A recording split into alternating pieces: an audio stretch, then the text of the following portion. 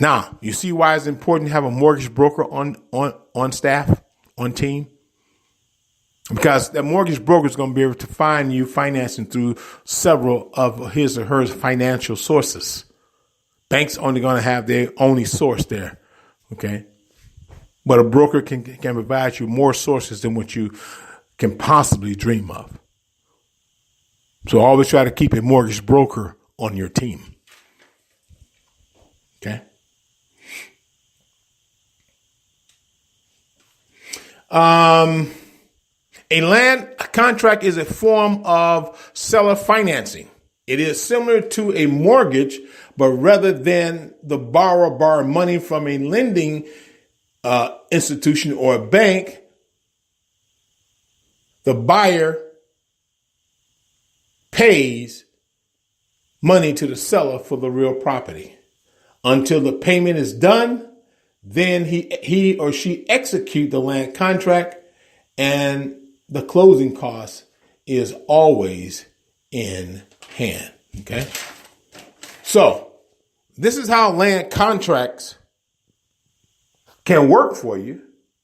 And this is how you can utilize land contract in today's time when it's tough to try to obtain a loan right now because the lenders are tightening the boat, making it difficult. There are other creative financing ways to obtain property with a seller doing a seller carryback, but you have to make sure that your financial situation, that whom you're borrowing the money from, is feasible and will allow you to have a second lien on the property because of your debt ratio. Just remember the two figures that I gave you, 24/36. Stay within those settings, and then you don't have any problems in obtaining a second lien on a property. Or you own another property free and clear, and then you can put that second lien on that property and can still obtain the property that you have. So you want to keep that in mind, okay? Another important factor, even prior to executing a land contract or even engaging in a land contract or even engaging into a lease agreement, is the house doctor, okay? The house doctor is a home inspector who he inspect homes and provide service to residential properties, condos, townhomes across the state. A home inspector is such a valuable instrument, a valuable investment for you, and his analysis of the property conducted by a specially trained and complete objective inspector can identify non-functionable systems, damaged buildings, components, the safetyness of it, issues, and the quality of many instabilization properties that may not be as stable as they appear. The cost of an inspection tends to increase with the age of the home and the square footage of the home. Nationwide, the home inspection cost for an average home should be between $350 to $600. Other factors factored into these payments, how different the house may be. It could be a quad. It could be a 3-storage. You see what I'm saying? And the distance that the inspector has to travel to the home will be calculated into his price. Okay?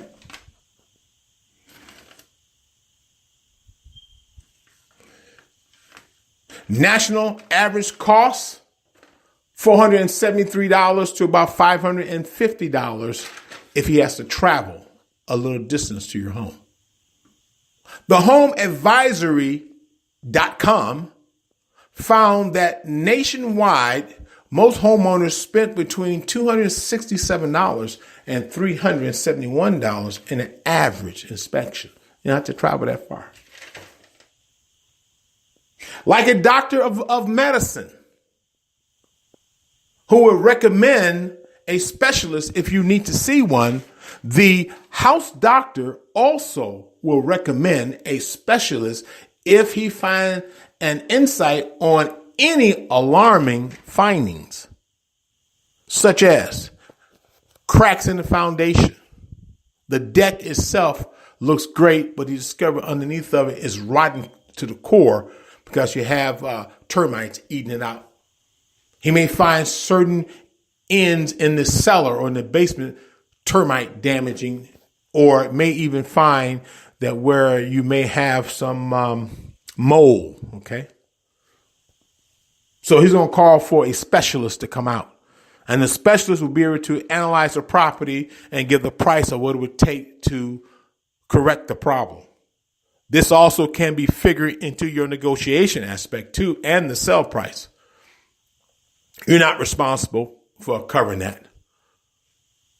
Okay. It is the seller's responsibility for covering it. But however, it can be used as a negotiable factor.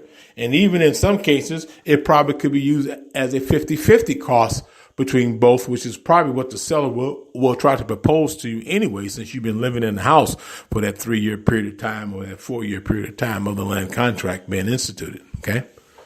So it's up to you to decide whether you want to agree to do that. Okay. But exercise and utilize it at your disposal, because it can help reduce some costs for you. But be careful here now, because you can't hide it from the lender. The lender finds out about it. He's not going to bring forth the money. The job has to be done prior to closing. The lender's not going to let you close on the deal and then fix that later. It's not going to happen that way. So when you jump up to agree to do these things, make sure that you have the funds in hands to do that. And you might know somebody that can do that and do it for a lesser cost than what the specialist had estimated. That's an advantage for you. And that gives you a lower cost because the specialist cost is what you're going to use to lower the sell price with the seller. Now the sell price is lowered. Okay. You got the job done and you save yourself about $15,000 out of the $80,000 that you borrowed. So now your loan does not necessarily have to be $80,000. Your loan could be $15,000 less. Are you with me or am I by myself? I heard a wise man say. This is what you can do in exercising your options. This is why it is important for you to have a home inspector or a house doctor. Now, understand this, that if you own an FHA loan, FHA provides their own inspectors. So you don't have to pay for one. FHA is going to send one out because they'll tell you whether that property meets FHA standards. If it doesn't meet FHA standards, you're not going to convince FHA to loan you money for the house unless the seller agrees to make the correction. FHA is not going to allow you to move into the house and then make the correction later. They don't do that. If you're going to spend your money, they're going to look at you like a fool. But if you're going to spend your money, then you just spend your money now and get it done prior to the next inspection. And if it passed that point, then the process of that loan can continue. Okay. So just to let you know, FHA sends out their own inspector when you are qualifying for FHA loan. Also remember that there's a fees that is paid under FHA that the seller has to pay. Lots of times the seller don't like to pay for the fee from your loan. They want you to pay your fee, and their lawyer will try to persuade you and intimidate you to make those payments. Stand firmly in your square. No, I'm not. That's for him to make. And if he wants to sell me the property, let him make it. Trust me when I tell you, you're at the closing table. The seller may hate every concept of it, but he's going to do it. But they will try to intimidate you to do so, and you'll find a temporary stalemate at the closing table. But don't you budge, not 1 inch, because the seller can't cancel that loan. Only you can cancel out. He can't cancel. Remember now, part of your closing documents is that you're going to sign a 3-day rescission. So in 3 days, you have a right to cancel the deal. The seller can't cancel the deal. Keep that in mind. He cannot cancel the deal. what he can do is try to intimidate and persuade you to cancel on his or her behalf. Be careful. Don't get caught up in the yoke-doke. Don't get caught up into the personal comments that's made. Don't get caught up. Trust me, I've been to many closings. I admit one of my own. I had the same thing. And I remember that the owner, attorney, like, we're not going to pay for this. We didn't tell you to go through a FHA loan. I said, you didn't have to tell me. It wasn't your right to tell me anything. And I'm not paying for the FHA fee, period. But it's your loan. You should pay for this. I mean, this is ridiculous. I mean, I knew it was going to be some kind of stuff. Like I told her, oh my God, dealing with people like you. What do you mean? Now, these are two black people, okay? And I'm black too. But dealing with people like me, what are you talking about? I never lived in the ghetto. What are you talking about? Okay? I don't think I talk with a ghetto slang. What are you talking about? I'm an educated black man. What are you saying? But it was his job to try to belittle me and embarrass me and put me into an uncomfortable state and a false belief that if I don't accept this, he's going to walk out. And he basically got up and said, well, she's not going to do it, so I'm walking out of here because there'll be no closing. And I looked at him as he went to walk out, and I said to the title company closer, if he walks out of here, he's in violation. Contact Countrywide and tell them that he walked out of here. And they will impose a heavy fine on him. He cannot break this deal. I am not breaking this deal. And I'm not going to pay for that fee. And he was outside of the door pacing back and forth. And one of the owners arrived. He was telling her, and she came in to sit down with me, to talk to me, but really to talk at me, because they really felt that it was pretty much upper class. And she wanted to persuade me that, this is so silly. It's nothing but, what is it, $700 or $500 some dollars, where it was at the time. You can cover that. I know you have the money. You are a successful mortgage broker. You would be able to cover that cost. That'd be great. I let her give she gave her whole sale speech because that's what she was. She was a seller, but so was I. I was a mortgage broker. Okay. So she's trying to sell me. Okay. A different shark. She's trying to sell me. And so I let her get through saying what she was saying and talking the way that she was talking. And I looked at her and I said, I'm not paying a dime. That is your cost. You pay it. And I'm not busting this deal.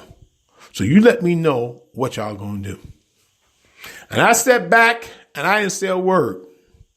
And she looked at me, and I can tell by the expression on her face, boy, she was angry and shocked, but she still tried to keep a pleasantness about it. She got up and she walked over there toward the two realtors. Here's something I need to tell you, that the realtor that represents you, she is paid by the seller. Okay? So who do you think her loyalty is going to lie at the end? Not with you. The only people that's paid by you at that table is your attorney, the house doctor. Okay? Not the realtor. So she went to the other two realtors and said, you all are going to split this cost or it ain't going to be no deal because I'm not going to pay it. And the buyer said he's not going to pay it. So we're the stalemate here. Here, I'm going to call my husband. So she called her husband and put him on speaker. And Lord it be, the man said, honey, pay it. Just pay it. And she walked outside saying, I'm not going to pay this. I'm not going to pay this.